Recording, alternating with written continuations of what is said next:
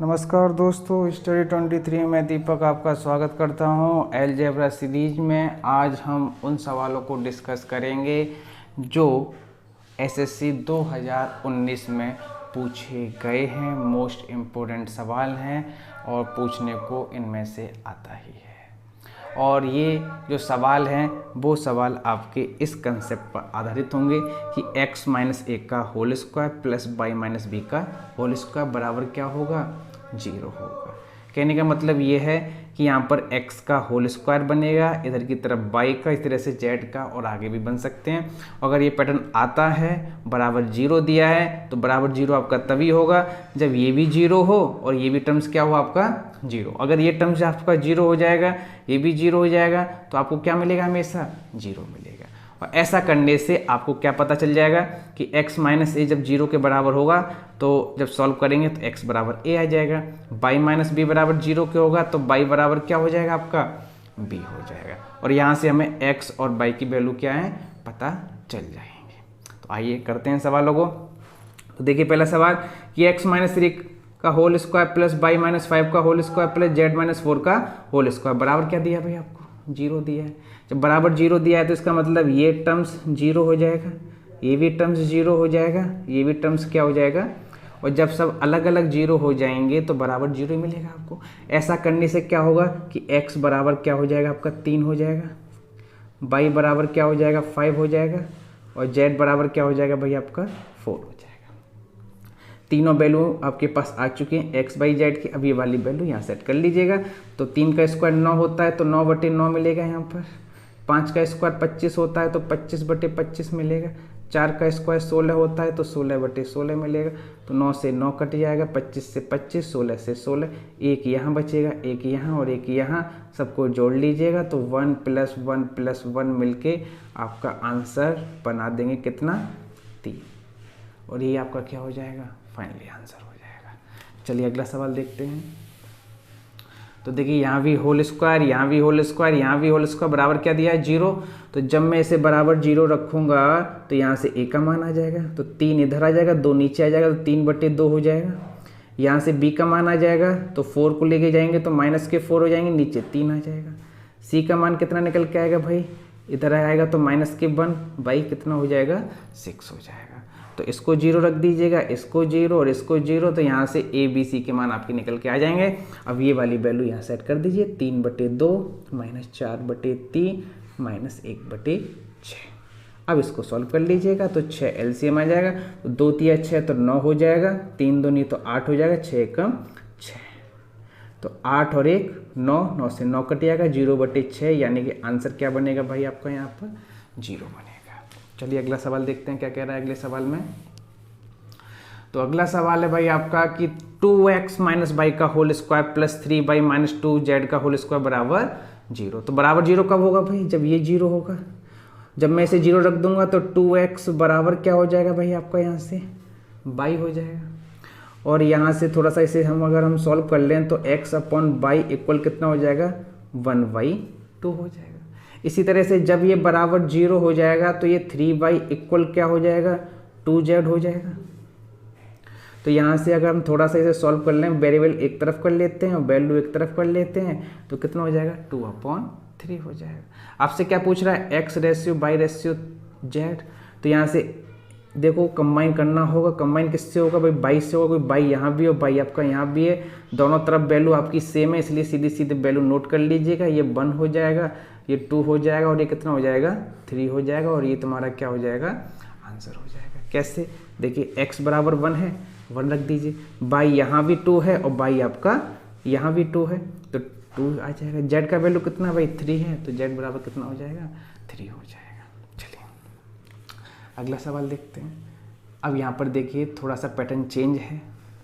यहाँ पर क्या है कि अब यहाँ पर होल स्क्वायर नया दे के उस स्क्वायर को खोल के दे देगा।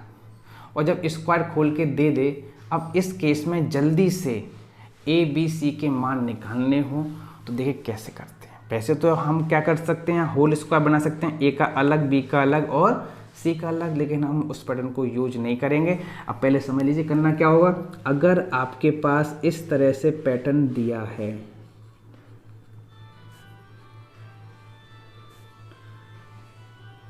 एम बी प्लस यहाँ मान लेते हैं सी।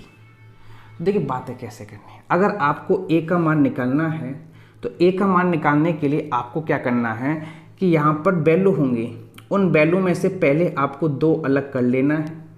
दो अलग करने के बाद ए के पास जो वैल्यू बचेगी उसको तो ऊपर लिखिएगा और स्क्वायर के साथ वाली, इसी के स्क्वायर के साथ वाली वैल्यू को नीचे लिख दीजिएगा।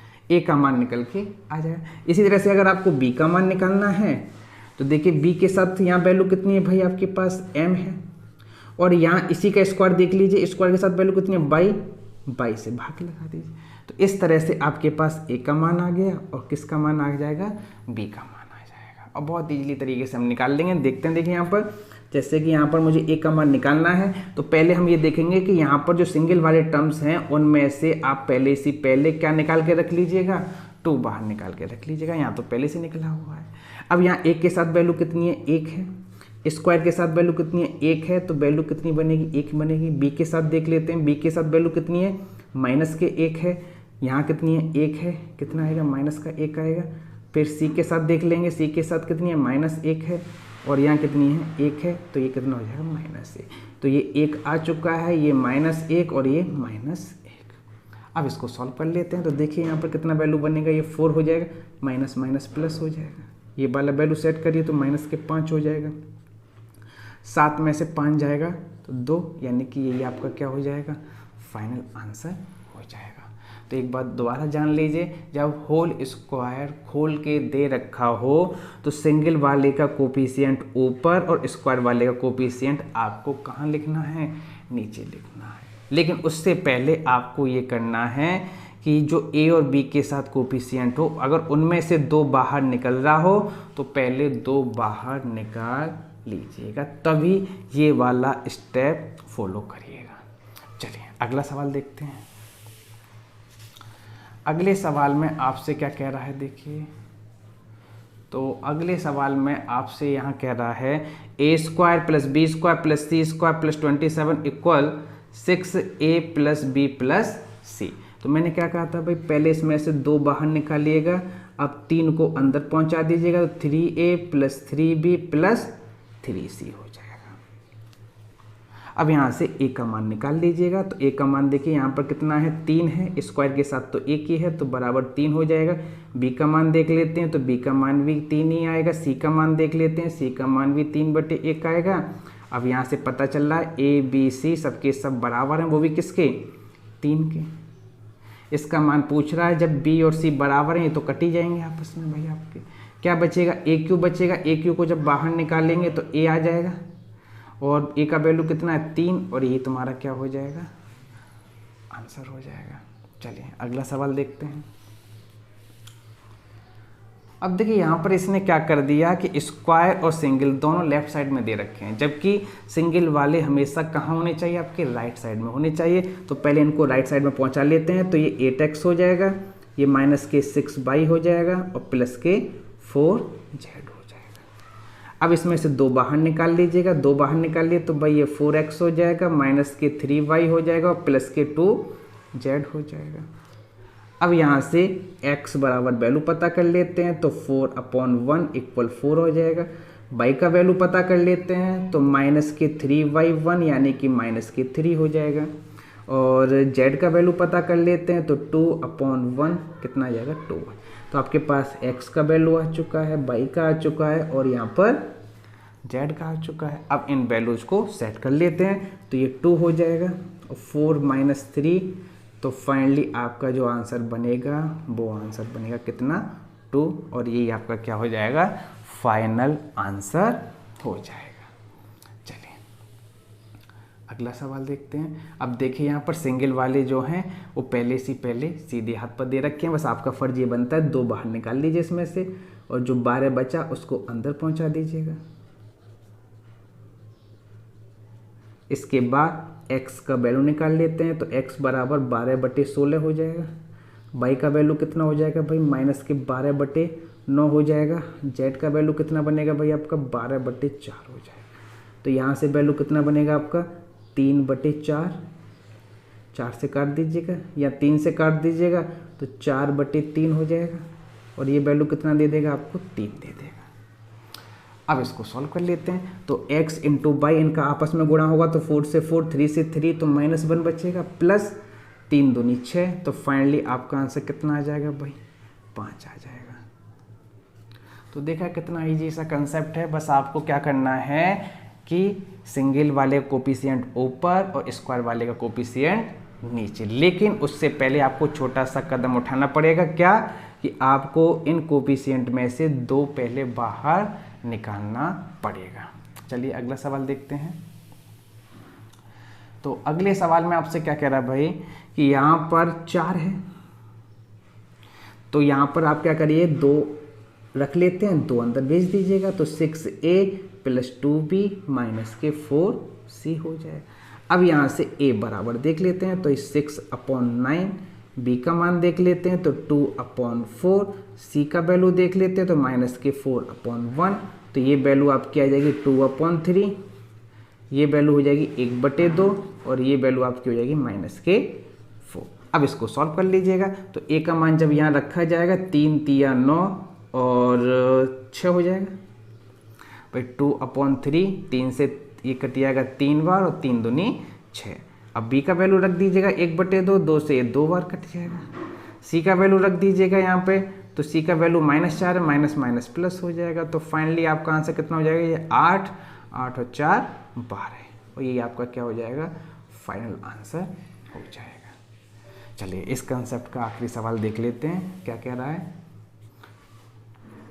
तो देखिए सिंगल्स वालों को पहले आप क्या करना है, सीधे हाथ की तरफ लेके जाना है आपको। तो यहाँ पर तो बस यही है 2x, तो माइनस के कितने हो जाएंगे 2x हो जाएंगे सिंगल है, सॉरी राइट साइड पर सिंगल वाले। अब यहाँ पर बाई का सिंगल तो दिया नहीं, जब बाई का सिंगल आपको नहीं दिया है तो आप आंख बंद करके उसको क्या मान लीजिएगा 0 मान लीजिएगा। तो जब किसी का सिंगल ना दिया हो उसका आपको क्या ले लेना है 0 ले लेना है वैल्यू। अब यहाँ पर x बराबर पता कर लेते हैं, x बराबर कितना आएगा भाई, तो पहले से पहले भाई 2 तो आपको बाहर निकाल के रखना है, अंदर क्या बचेगा माइनस के x ही तो बचेगा। तो यहाँ वैल्यू कितनी आ रही है -1 और एक स्क्वायर के साथ कितनी है 1, तो वैल्यू कितनी आएगी -1 आएगी।